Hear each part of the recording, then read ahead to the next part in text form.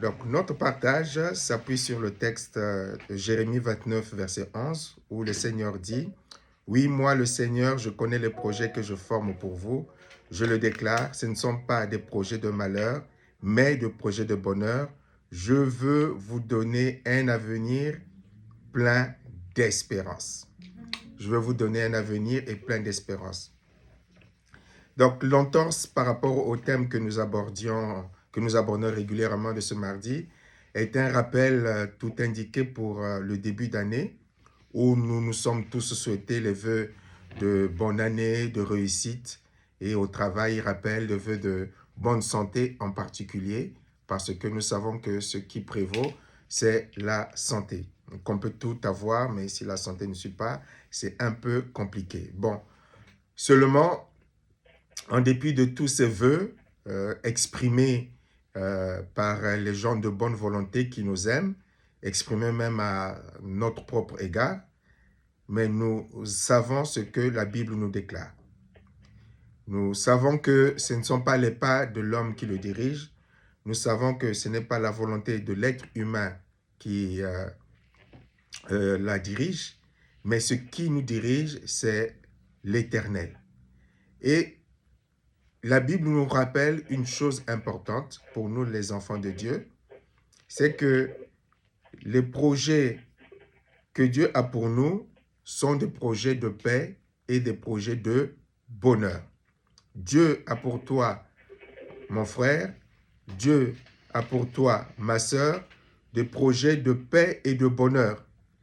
Dieu veut ta réussite, Dieu veut ma réussite. Dieu veut que tu sois heureux. Dieu veut que tu sois heureux dans tout ce que tu auras à faire sur cette terre. Dieu, nous devons vraiment nous le rappeler à tout moment, a pour nous des projets de paix et de bonheur. C'est-à-dire qu'en ce début d'année 2026, Dieu a des espérances te concernant. Dieu a des espérances te concernant, des espérances que tu puisses parvenir à vivre cette paix qu'il a pour toi, que tu puisses voir la réalisation, la matérialisation, la finalisation des projets qui permettront que tu sois dans le bonheur, que tu sois heureux. Par rapport à cela, nous savons, premièrement, que Dieu, un postulat important sur lequel tu dois t'appuyer, que Dieu, ton Père, n'est pas un menteur et que ce qu'il a dit, tu dois le croire. Nous ne sommes pas le fruit du hasard, nous appartenons à Dieu et donc nous devons à chaque instant nous dire que notre Père n'est pas un menteur lorsqu'il dit qu'il a pour nous des projets de paix et des projets de bonheur. Tu dois te le dire en dépit de ce que tu traverses peut-être, en dépit de ce que tu ressens peut-être, en dépit de ce que tu envisages éventuellement. Tu dois être convaincu en ton fort intérieur que ce que Dieu veut pour toi ne sont que des projets de paix et des projets de bonheur. Et pour cette réussite, il donnera quelques indications dans sa parole. Des indications claires qu'il exprimera dans Josué chapitre 1, verset 8, également que nous connaissons, où il donne à son serviteur, il donne à son peuple, donc il nous donne les recommandations, le secret pour réussir, les secrets pour que notre vie soit une vie conforme à ces projets de paix et de bonheur. Donc nous avons une responsabilité pour que les choses se passent ainsi. Nous avons un devoir pour que les choses se passent ainsi. Et ce devoir est exprimé dans Josué chapitre 1, verset 8, qui dit donc que ce livre de la loi, ne s'éloigne point de ta bouche, médite-le jour et nuit pour agir fidèlement selon tout ce qui y est écrit. Car c'est alors que tu auras du succès dans tes entreprises, c'est alors que tu réussiras. Donc la Bible nous donne un secret important pour que nous puissions réussir. Il est important pour cela que nous puissions connaître la parole de Dieu, que nous puissions méditer la parole de Dieu et que nous puissions mettre en pratique la parole de Dieu. C'est le seul secret de la réussite. Méditer la parole, connaître la parole, mettre en pratique. Ce sont les conditions, ce sont les jalons, c'est le code de la route qui te fera parvenir à destination et avec succès et avec réussite. Sans le respect de ce principe divin, tout ce que nous pourrons faire ne sera couronné que d'échecs, que de désolations, que de misère, que de contrariété.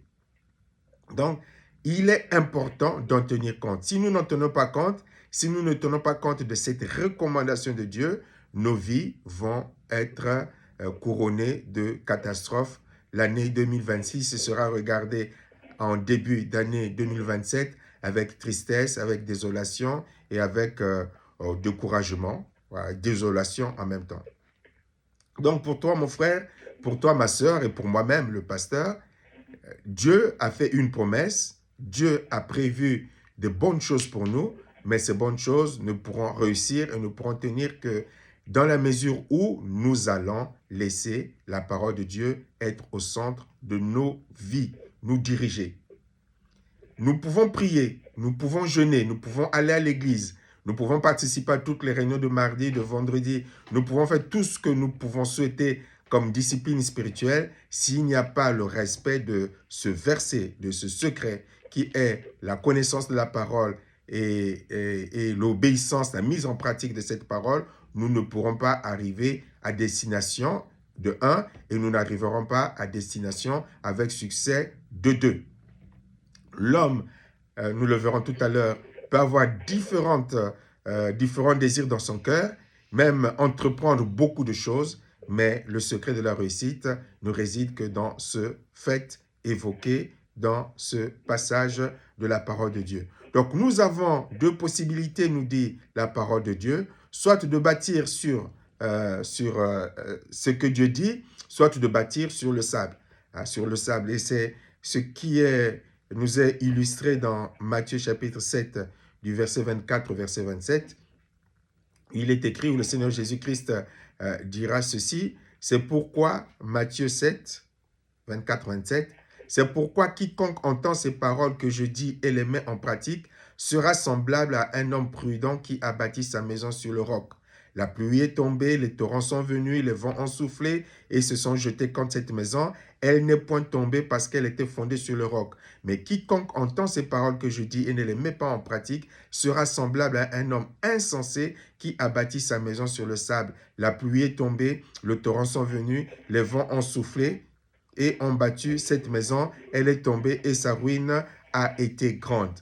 Au travers de ce passage, le Seigneur Jésus-Christ nous présente deux maisons avec des fondations différentes. Et selon la qualité des matériaux de la fondation et selon la fondation, il y a l'une qui a tenu contre vents et marées et il y a l'autre qui s'est complètement écroulée. C'est pour cela que ce n'est que dans la mise en pratique, c'est dans la mesure où tu bâtis ta vie, dans la mesure où tu laisses ta vie être dirigée par la parole de Dieu, que tu réussiras. Tu peux prier donc, tu peux jeûner, tu peux assister à tous les cultes, tu peux faire tout ce que tu veux au niveau de l'Église. Si tu n'es pas dans l'obéissance et la mise en pratique de la parole de Dieu, alors tu ne pourras pas et tu ne pourras jamais réussir. Tu ne parviendras pas au succès dont parle la parole de Dieu. Notre sœur Sandrine, si tu peux fermer ton micro, s'il te plaît. Tu ne pourras pas donc parvenir à la réussite dans ta vie. Et donc, tu as le choix. Tu as le choix, soit de mettre en pratique la parole de Dieu, tu as le choix de ne pas mettre en pratique la parole de Dieu. Très souvent, les chrétiens se fatiguent, comme nous allons le lire dans Proverbes chapitre 3.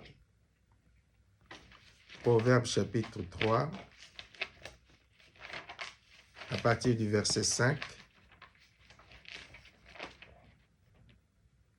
qui dit donc ceci.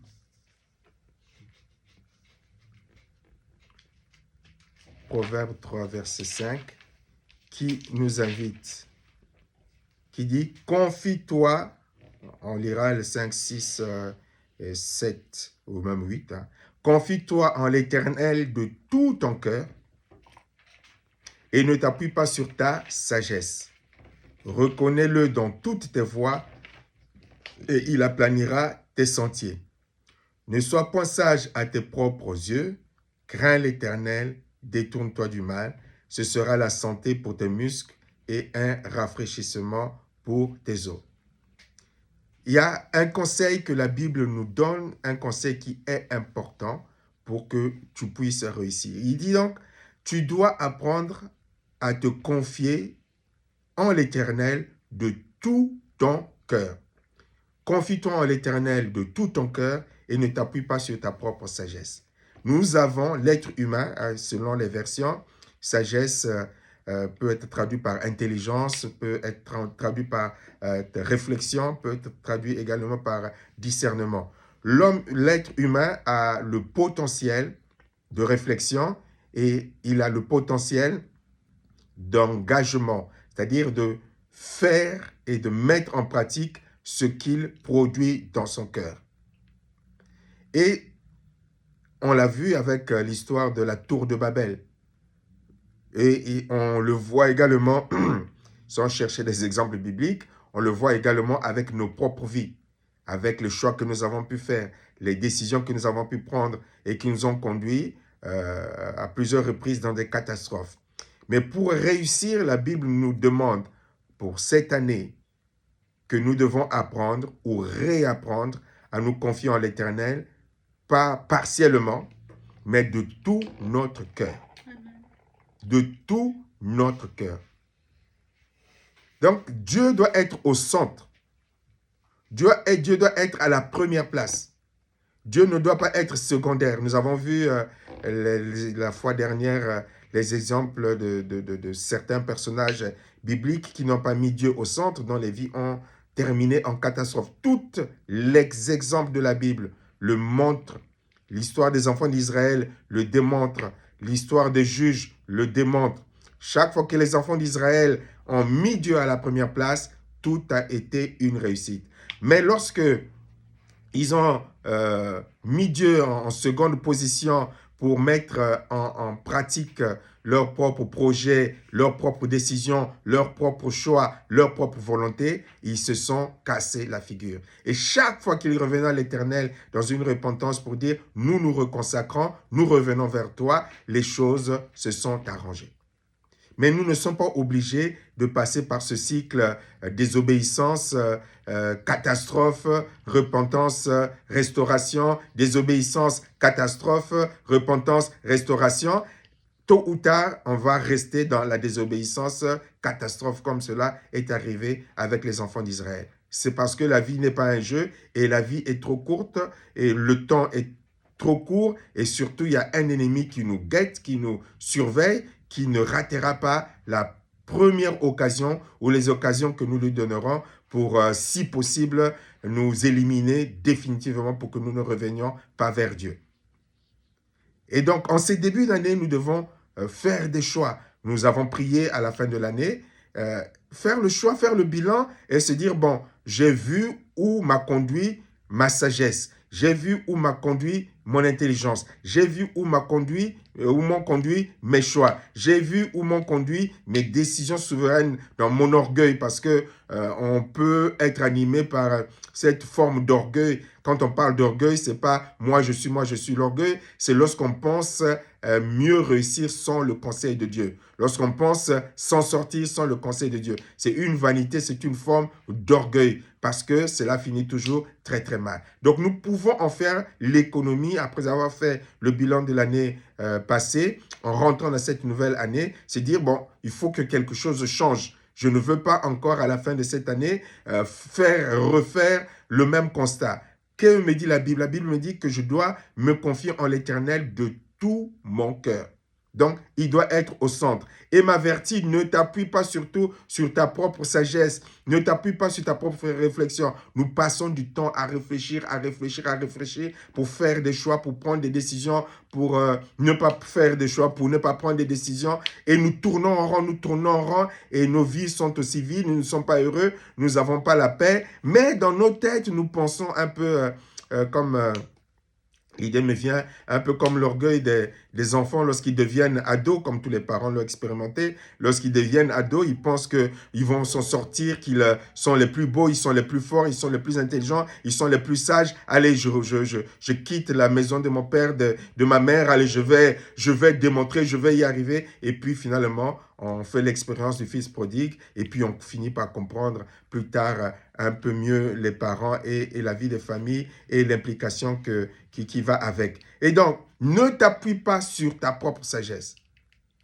Ne t'appuie pas sur ta propre sagesse. Ne t'appuie pas sur ta propre réflexion. Ne dis pas que c'est ma vie. Déjà que cette vie ne t'appartient plus parce qu'elle a été rachetée par le Seigneur, donc elle appartient au Seigneur, celui, le gérant de cette vie. Donc il y a des choix que nous faisons qui sont des choix de voleurs. Il y a des décisions que nous prenons qui sont des décisions de voleurs ou d'usurpateurs, c'est peut-être le meilleur mot, d'usurpateurs, c'est-à-dire que celui qui se prend pour celui qu'il n'est pas. Voilà.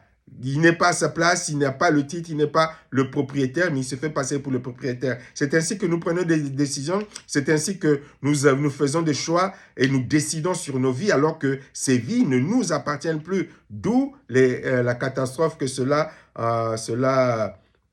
dans les catastrophes où cela nous mène. La Bible dit donc, ne t'appuie pas sur ta propre sagesse. Il faut apprendre à être prudent avec sa propre intelligence, avec sa propre sagesse, avec ses propres calculs. Parfois, nous faisons 1 plus 1 égale 2, mais dans le domaine spirituel, 1 plus 1, ça ne donne pas toujours 2. Ça ne donne pas toujours 2. Nous faisons, comme on dit, des plans sur la comète, mais les plans sur la comète ne sont jamais fixes. Il faut toujours réajuster. Mais celui qui est capable de réajuster ces plans sur la comète, c'est Dieu. Parce que c'est à la virgule près, c'est au centième près, millième près, chaque fois, il faut réajuster parce que ça bouge. Et dans la vie, les événements spirituels qui nous entourent bougent. Nous ne sommes pas les seuls impliqués. Dieu a des projets pour nous. Mais le diable aussi a des projets pour nous, au cas où tu l'aurais oublié. Le diable aussi a des projets, mais des projets de malheur pour toi. Des projets de malheur, des projets de guerre, des projets de conflit. Il attend juste que tu fasses les mauvais choix sans consulter Dieu pour que, voilà, il puisse déployer toutes les choses. Et donc, tout autour de toi spirituellement bouge comme les plans sur la comète. Mais toi, tu es fixé sur tes plans physiques 1 plus 1 égale 2, alors que spirituellement autour de toi, les choses changent, les choses bougent. Et c'est pour cela que tu dois apprendre à t'appuyer sur la sagesse de l'Éternel, car celui qui est au contrôle de toutes choses, celui qui maîtrise toutes choses, celui qui connaît toutes choses. Et c'est celui qui sait où est-ce que le 1 plus 1 vont réellement te conduire. Verset 6 dit, reconnais-le dans toutes tes voies et il aplanira tes sentiers. C'est-à-dire que dans ce que tu vas engager dans ta vie, dans ce que tu vas faire dans ta vie, il faut que il y ait l'odeur de Dieu. Il faut qu'il y ait le parfum de Dieu. Il faut qu'il y ait le sens de Dieu. Il faut qu'il y ait l'identité de Dieu. C'est-à-dire que tu reconnais que Dieu est dedans. Mais comment reconnaître que Dieu est dedans si tu ne connais pas Dieu, si tu ne connais pas la parole de Dieu, si tu ne médites pas la parole de Dieu? Donc tout, reconnais-le dans toutes tes voies. C'est-à-dire que dans le mensonge, Dieu n'est pas là. Dans la tromperie, Dieu n'est pas là. Dans la fausseté, Dieu n'est pas dedans. Dans l'adultère, Dieu n'est pas dedans. Dans la polygamie, Dieu n'est pas dedans. Dans le vol, Dieu n'est pas dedans. Dans le faux, Dieu n'est pas dedans. Dans le trafic, tu dis non, ça, c'est pas de Dieu. Lorsque le temps de la crucifixion arrivait pour le Seigneur Jésus-Christ, il dira cette parole magnifique qui a été mon premier post écrit sur les réseaux sociaux. À l'époque, c'était Internet, c'était Top Chrétien, c'était le forum, on appelait. Mon premier texte, c'était sur ce thème-là. Il n'a rien en moi. Il dira, le Seigneur Jésus-Christ, voici le prince de ce monde vient, il n'a rien en moi. C'est-à-dire qu'en moi, il n'y a rien qui lui appartienne. Il ne peut pas dire, tiens, il y a une porte ouverte. Voilà, pour prendre un langage spirituel que nous pouvons comprendre. Il ne pouvait pas dire qu'il y a une porte ouverte. Il y a une porte ouverte dans ma vie spirituelle. Donc, tu dois reconnaître les choix que tu fais. Est-ce que Dieu est dedans? Dire comme Asaph, mais si je faisais ce genre de choses, je trahirais tes enfants. C'est-à-dire que nous, les enfants de Dieu, nous avons une éthique, nous avons des principes, nous avons une identité, nous avons des valeurs. Et donc, dans ce qui est engagé, mais il faut qu'il y ait l'odeur de Dieu. Il faut qu'on... oui, ça, Dieu est dans ce genre de choses. Mais si tu sens que Dieu n'est pas dans ce genre de choses, tu ne dois pas t'engager, tu ne dois pas faire ce choix, tu ne dois pas prendre cette décision. On n'aide pas Dieu avec des choses qui sont contraires à la parole de Dieu. On n'aide pas Dieu avec des choses qui sont contraires à la parole de Dieu. On n'aide pas Dieu avec des choses qui sont contraires aux valeurs de Dieu. On n'aide pas Dieu avec des choses qui sont contraires à la sanctification, à la sainteté, à la vérité, à l'évangile. On n'aide pas Dieu. Si tu rentres dans ces pratiques, Dieu n'est pas dedans, alors ça ne sera que source de malheur et source de tristesse, parce que l'Éternel ne bénit que sa parole, ne bénit que les principes de sa parole. Mais malheureusement, c'est ce que nous avons l'habitude de faire. On fait des choses qui ne sont pas conformes à la parole de Dieu et l'on voudrait que Dieu bénisse. On voudrait que ça nous conduise au succès selon Dieu. Cela nous conduit à de fausses bénédictions. Parce que la Bible nous dit que c'est la bénédiction de l'Éternel qui enrichit et cette bénédiction n'est suivie d'aucun chagrin. Mais nous pouvons fabriquer des bénédictions avec les choix dans lesquels Dieu ne se reconnaît pas. Et puis ces bénédictions, ça va nous conduire à des situations compliquées. Parfois on dit, ah, mais c'est Dieu qui avait donné, c'est Dieu qui avait donné. Non, ce n'était pas la bénédiction de l'Éternel. Alors la Bible nous dit, reconnais-le dans toutes tes voies. Donc, si tu le reconnais, alors il aplanira tes sentiers. Il aplanira. Tu reconnais, chemin gauche, ce n'est pas de Dieu. Chemin droit, c'est celui de Dieu. Ça va aller. Chemin gauche, c'est de Dieu. Chemin droit, ce n'est pas de Dieu. Ça va aller. Mais sinon, tu auras des montagnes, tu auras des falaises, tu auras des trous dans lesquels tu tomberas, tu auras des prisons dans lesquelles tu tomberas, tu tomberas dans des marécages, tu tomberas dans la mer. En tout cas, tu tomberas dans des situations où tes sentiers ne seront pas aplanis, mais tes sentiers seront des sentiers d'obstacles. Et ta vie sera un saut d'obstacles permanent. Chaque fois, il faut sauter. Chaque fois, il faut se battre. Chaque fois, mais sans jamais parvenir, sans jamais réussir, jusqu'à ce que tu dises que « Ah non, c'est bon, je suis fatigué, je rends les armes. Père, où est-ce que j'en suis ?» Un peu comme Abraham, c'est la pensée qui me vient. Un peu comme Abraham, lorsqu'il a voulu aider Dieu, ça lui a provoqué une situation où, jusqu'à ce que 13 ans après, lorsqu'il est revenu dans la présence de Dieu, présence de silence de Dieu, parce qu'il avait fait le choix d'avoir cet enfant-là pendant 13 ans, le vide total dans sa vie. Il a vécu, mais dans la Bible, c'est comme s'il n'avait pas vécu. C'est-à-dire que tout ce qu'il avait fait là ne valait rien qui méritait d'être mis dans la Bible. Zéro. Pendant 13 ans. Jusqu'à ce que, certainement que son cœur a commencé à exprimer la repentance et Dieu viendra lui dire, marche devant ma face, sois intègre et marche devant ma face. C'est-à-dire que marche dans mes sentiers. Pas en dehors de ma face, mais marche devant ma face. Sois intègre, marche devant ma face. Et au bout d'une année, il a eu l'enfant de la promesse. Donc, verset 7, « Ne sois point sage à tes propres yeux. » Fais attention, ne crois pas que c'est toi le plus intelligent. Ne crois pas que c'est toi qui as mieux compris la vie que Dieu. Ne sois pas celui qui pense que finalement je peux me passer de Dieu. C'est une folie. Ne sois point sage à tes propres yeux. Crains l'Éternel et détourne-toi du mal. Le mal, c'est pas tuer toujours la personne. Le mal, c'est ce qui est contraire aux valeurs de Dieu. C'est ça le mal. Le péché, c'est passer à côté de ce que Dieu a établi comme principe. C'est ça le péché.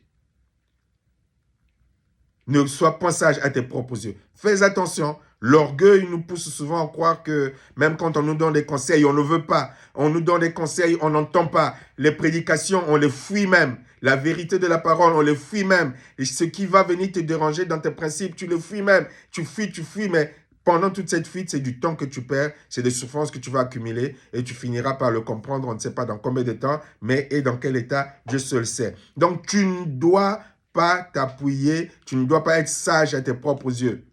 Fais attention à ton cœur. Crains l'Éternel, détourne-toi du mal. Verset 8, ce sera la santé pour tes muscles et un rafraîchissement pour tes os. Vous voyez, finalement, on aboutit au thème de la restauration. Si tu veux être dans la restauration permanente, voilà ce que tu dois cultiver. Et ainsi, ce sera la santé pour tes muscles.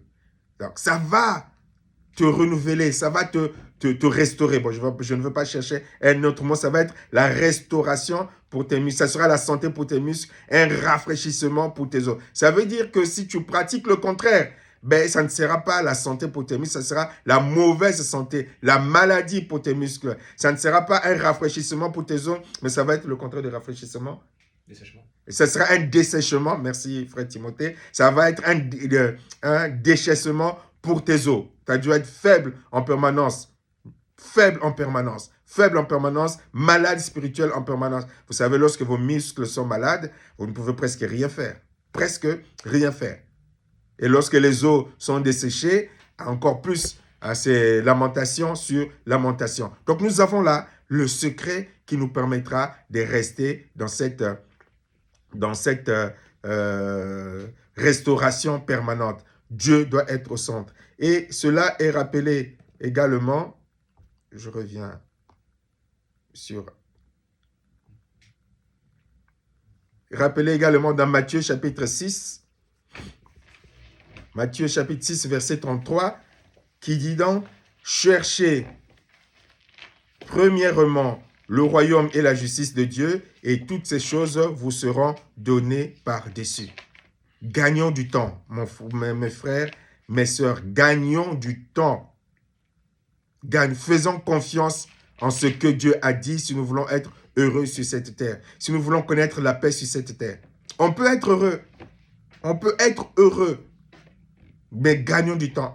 Toi qui m'écoutes, peut-être tu te dis, mais les nombres d'années sont passées, ben, vaut mieux connaître encore 2, 3, 4, 5 années de bonheur et de paix, terminer dans les bras du Seigneur, que continuer terminer dans ce même niveau de vie, dans le malheur et dans l'absence de tranquillité, l'absence de repos. Cherchez premièrement le royaume et la justice de Dieu. Et toutes ces choses vous seront données par-dessus. Le problème, c'est que nous ne croyons pas à ce que Dieu a établi, ce que Dieu dit. Nous faisons le contraire. Nous cherchons les autres choses. Et puis le royaume de Dieu, bon, secondairement, ben, tant que c'est ainsi, les enfants de Dieu ne peuvent pas connaître les projets de paix et de bonheur que Dieu a prévus pour eux. Dernier passage, le psaume 37, verset 5. Recommande ton sort à l'Éternel, mets en lui ta confiance et il agira. Voilà. Comme nous avons l'habitude de le chanter, recommande ton sort à l'Éternel, mets en lui ta confiance et l'Éternel agira. Si tu ne recommandes pas ton sort, si tu ne mets pas l'Éternel à la première place, si tu ne mets pas la parole de Dieu à la première place, si tu mets d'autres choses à la première place, si tu te nourris d'autres choses, des choses secondaires, des choses du néant, comme dit la Bible, des choses qui te conduiront à la catastrophe, comme dit la Bible, si tu bâtis sur du foin, si tu bâtis sur du matériau qui ne le convienne pas, mais cela ne te desservira pas, cela ne te servira pas, cela finira par te desservir. Alors, voulons-nous réussir cette année? Les choses sont simples. Recommande ton sort à l'Éternel. Mets en lui ta confiance. Et il agira. Mets en lui ta confiance, c'est-à-dire observe ce qu'il a dit, observe ce qu'il dit, et alors il agira conformément à ce que nous avons lu et vu tout à l'heure. Voilà donc ce que j'avais à partager avec nous, sans vouloir allonger pour allonger, afin que nous puissions bien nous engager cette année avec le rappel de ces principes élémentaires importants, afin que Dieu puisse nous aider au nom puissant de Jésus. Amen. Amen.